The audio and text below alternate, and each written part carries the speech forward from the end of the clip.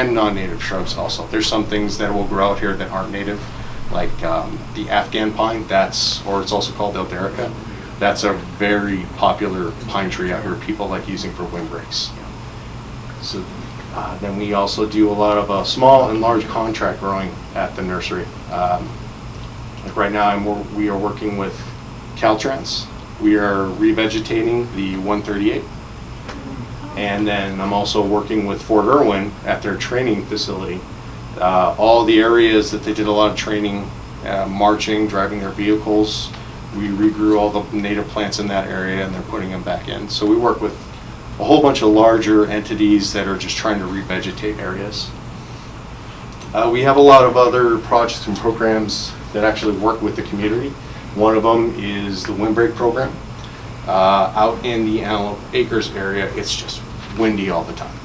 It's hardcore wind, it's crazy. So we have this program where if you live in that area, you would send in, we do it once a month, it's in October, you send in a drawn out map of your area, where the wind comes in, and then our board of directors go over who needs trees, and depending on how many we have at the time and how many people have applied, they end up getting 10 free windbreak trees to set up so they're not getting blasted with all that wind and sand. And then at the nursery, like Vicki was saying, we have the Arboretum and other little programs where we just, anyone that has any questions and they want to come in, we get sometimes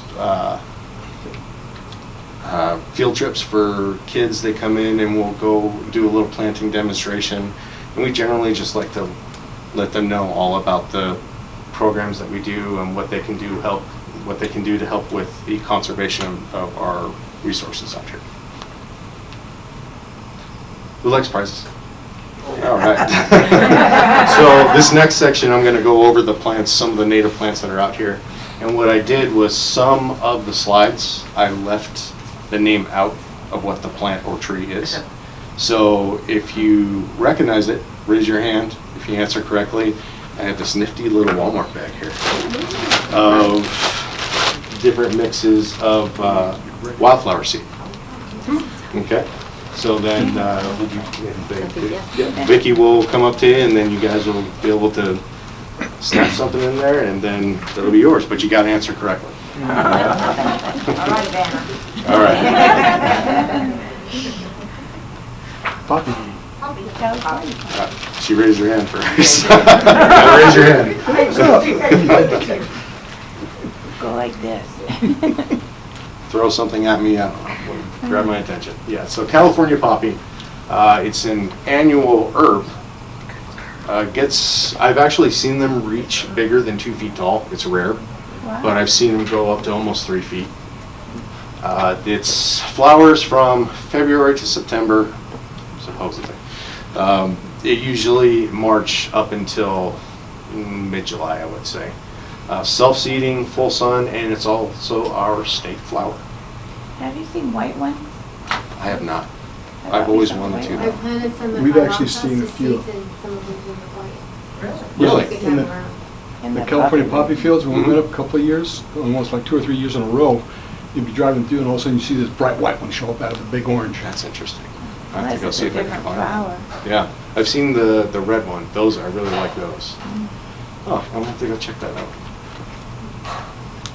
Okay, the next one on the list is the California buckwheat. This one you see all over the mountains. If you head on up to where the aqueduct is, you see these guys growing just about, maybe 20 feet up wherever the mountain starts. They're really thick, evergreen. They get pretty big if they get a good rain. The flowers on them are really pretty. They get pink to white. By the way, all these that I'm naming off on here, we have these at the nursery too, if you wanted to come check these out. So pink to white flowers from March to October. They take full sun, and one of the things about them is that honeybees and butterflies love them. Actually, one of the places out here that I like to frequent is Charlie Brown's. They actually have some of the buckwheat honey there if you're interested in checking that out. It's really, really good. Next one is Bladder Pod. This one's pretty interesting. So it's a perennial shrub, gets pretty big, 4 feet tall, 6 feet wide, and it's evergreen. It's got yellow flowers from about November to May. It attracts bees, butterflies, and hummingbirds. But the thing I found interesting is the pods. They hang, they're about the size of, say, a marble. And usually after a rain, it's very prominent. You can tell where the pods are because they get really, it's almost like leathery. These pods get very leathery. And you can peel them apart and you have the seeds inside the pod. And it's pretty interesting just because you wouldn't think anything like, plants have anything to do with that sort of texture. So those are pretty weird, interesting, I guess you could say. And those pods, you can replant them or? The seed inside you can. Yeah, especially after that rain I was saying, they're easy to take apart and they're ready to go right back in the ground. Lord's Candle, as a matter of fact, I have one of these here that's this spiky guy. Lord's Candle, you see these if you're going on the 14 freeway down below. They usually have those, you can see in that picture, those big spires that shoot out of the center. Yeah, so it is a yucca, and it's one of the hardier plants, one of those types that can go straight into our natural soil out here. How often do those pods actually flower? This spot? That actually, they do it once, maybe twice. I've seen them do it twice, but it's like And their 10 to lifetime? 15 years, yeah. Wow. Normally, after they grow and shoot up that spire and it dies off, generally the whole plant itself dies after that. Wow. Oh, I didn't know that. But it takes a long time. It's not Yeah, I like, remember oh, I seeing spent one year in 50 the mountains, bucks. they were just covered Yeah. with them. Yeah. So if you got something like that, it's not like you went and spent the money and then, oh, it died next year. Why did I spend that money on that, So it usually takes a while, 15 to 20 years before it does it. So it is a yucca. It does very well out here. The leaves itself, I call them leaves, they only get about 2 to 3 feet tall, but the stalk can get up to 15 feet tall. Really big. The flowers on the stalk can be pink, purple, or white. And it says on there 5 to 10 years to reach full maturity, but again, I'd say 15, maybe 20. One of the interesting things about these guys is that it has a relationship with a specific moth that lives in Southern California. This moth, it actually gets on the pods of the stalk and it likes to eat the dust off of it. And when it does that, it actually knocks the seed off the stalk, and also the dust on the moth pollinates the seed. Or, I'm sorry, not pollinates, not germinates. Fertilizes? Fertilizes, thank you. You should be up here. But yeah, that and knocks it off, and then you get a whole new one that'll grow from that. So it's really interesting how it does that. Also, these plants were used by the Native Americans because the fibers inside these leaves, if you took this and you smashed it down on a rock, it's fibrous. And it's like little tiny strings that actually connect to the point on this. And they use that for sewing. So they would use it for sandals, cloth, rope, anything like that. I actually tried it out one time just to see, and sure enough, yeah, I smashed it up and hold it out, and it's all connected, and it's really cool. I doubt anyone really does it anymore, but if you wanted to try something out for a little project, that's what it could be used for. Yucca tree. Joshua. Sure, gotta raise your hand. I'm good enough. There you go. Don't worry, everyone will get one. That's a lot of branches. So yeah, Joshua tree. Also a yucca. Can get up to 30 feet tall and 30 feet wide. There's not too many of them out here that are that big. There's one in Lancaster off of Avenue L near the Wildland Preserve that's about 35 feet tall. And generally something that tall, basically for every foot you see a Joshua tree, that is about 10 years. So if you're looking at a Joshua tree that's 30 feet tall, yeah, it's pretty old. You know, these guys can live a very long time without any water, and they are just really, really tough. So they get pods, they can also flower, they go green to white from March to May, and they can live up to 500 years. One of the interesting things that I like about these guys is it has 2 root systems to it. It has its normal root system that looks like just big spaghetti strands that go straight down. But what a lot of people don't know is that just under the surface of the soil, less than maybe an inch to a quarter or inch and a quarter, there's a very thin web of roots that can spread upwards of up to about 100 yards for every tree. And what that does is, because of the fact we get so little rain out here, that web collects any moisture that falls.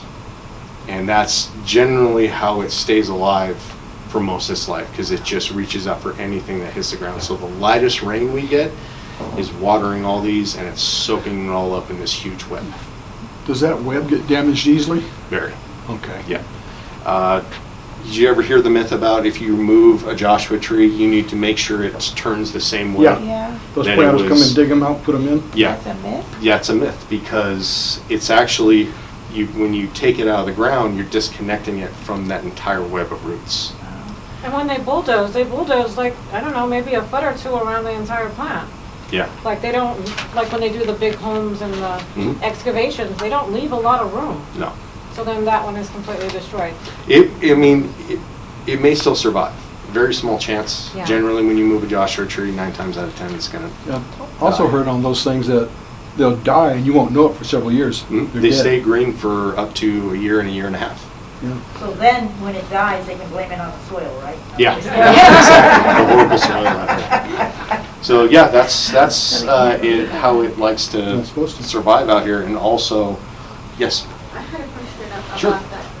I've heard, I don't know if it's a rumor or not, that if you cut one down, even if it's accidentally, you could get a fine because it's protected. It is a protected tree. I like to tell everyone, if you want to be absolutely 100% sure, because it changes every once in a while, call your local, what'd you call it? City Your Hall. local city, and talk to the, gosh, I'm drawing a blank today, I apologize, guys. The tree people. Yeah, there's someone there that will know about it. Just say, I have a Joshua tree that's falling down, and someone will rush to the phone really quick. But it changes. I've had some people tell me that it was fine for a while. If it was on their property, they could do whatever the heck they wanted to it. Now, just a few months ago, I was looking up, now you have to have permission, at least in Lancaster. It may be different for Palmdale, but you need to have permission to remove dead Joshua branches from your own property. So if it's completely dead, so you can't just go toss it in the trash can. You have to actually get permission, and then you have to take it specifically to the dump. So ask your local authorities first before you do anything with them, just to be on the safe So side. if it's laying on the ground, you can't rake it up and, No. wow. Yes, sir. I was going to say, in regards to the Joshua trees, the city of Palmdale, at one time, I don't know if they still have it, they had an adoption program Mhm. for Joshua trees, and we participated when they first started that up about, I'm going to say about 25 years ago. But they had a professional arborist come out and make sure that they, planted it correctly, and I'm happy to say ours is going strong at 25 years. Oh, good. Yeah, it's a serious thing when it comes It's to those blossomed, trees. the white flowers. Well, I think we get kind of a combination. I go out and do, what I need to do, but I've seen that web as you're, Yeah. and we have the Afghan pines next to it, so it's kind of part of a family, but they all spread out though. And Oh, good. So, Good. Yeah. Just to be on the safe side, though, don't take my word for it. Call your city and ask them first, because I don't want you guys to come back to nursing and go, "What did you do?" right. Next on the list is big sagebrush, and that's this little handsome guy right here. So it is an evergreen shrub, gets really tall, 15 feet tall, 10 feet wide, good for like a fence line. If you have a large property and you want to block out the neighbors, this does a good job. It gets white and yellow flowers from May to August, and it has a very sweet smell to it. If at some point tonight, I'll leave this here for a bit. If you guys want to come check these out, feel free to smell it. It requires full sun, and it is actually one of the more popular plants besides I forgot the name. I am horrible tonight. Juniper. Besides the juniper, this is used for bonsai. It has a pretty sturdy, hard branch to it, so it's easy for moving and shaping. So if you're into bonsai, this is always a good alternative to the juniper. Next is the golden yarrow. So it's an annual herb, just like the poppy. It gets 2 feet tall, 2 feet wide, same thing. I've seen it go a little bit bigger.